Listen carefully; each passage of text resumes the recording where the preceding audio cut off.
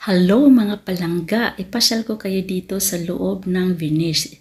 Correct me if I'm wrong my pronunciation. So ipark lang muna namin ang aming sasakyan bago kami makapasok sa loob.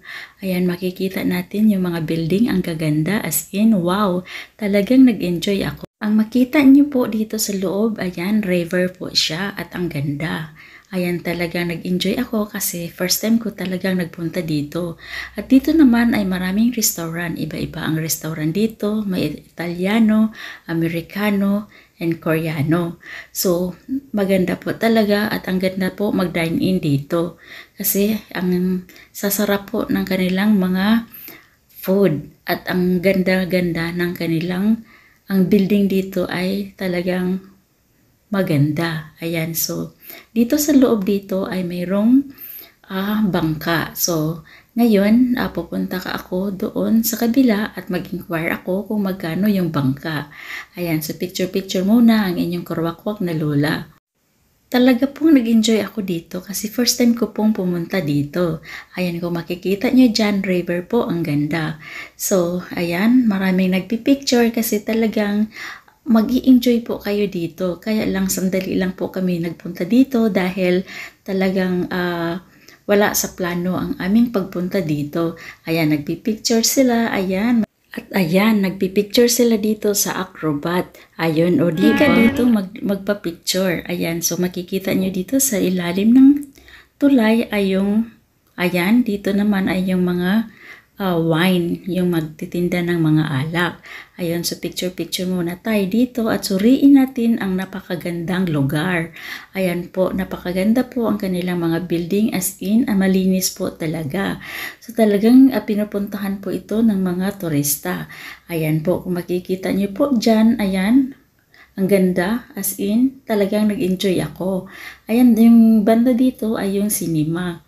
Ayan, kung makikita nyo dyan, yung river, ayan, so napakaganda po. Talagang kung pupunta po kayo dito, ay talagang may enjoy po ninyo. Kasi po, ang pagpunta lang po namin dito ay parang silip-silip lang po kami dahil kunti lang po ang oras namin. But, babalikan po namin ito para ma-enjoy po namin.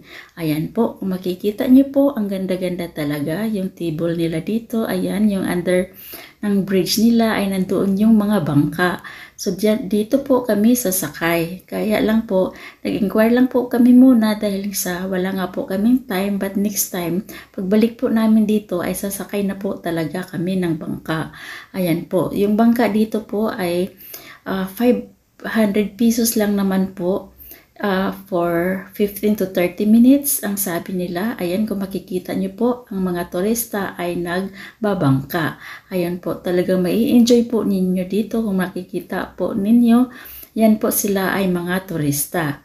Charot. Ganun din po kami, para din kaming turista. Ayan, kung makikita nyo po ang bangka, napakaganda.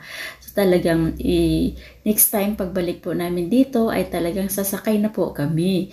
Kaya abangan nyo po next time ang aking video para makita po ninyo ang kabuuhan, para hindi pa po kasi kami hindi pa po namin naikot ang buong loob dito. Kaya dito lang po muna kami sa labas. Ayun po, kung makikita niyo po, ayan, palakad-lakad po muna kami at thank you po sa aking mentor, sa aking nagtuturo na sa akin ng kung paano ako mag-drive.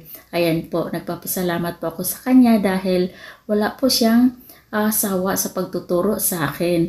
Ayan po, so picture muna para po ma-enjoy talaga. Ayan po, so abangan niyo po next time yung aking video. So dito na po magtatapos ang aking video. Thanks for watching and please subscribe my channel.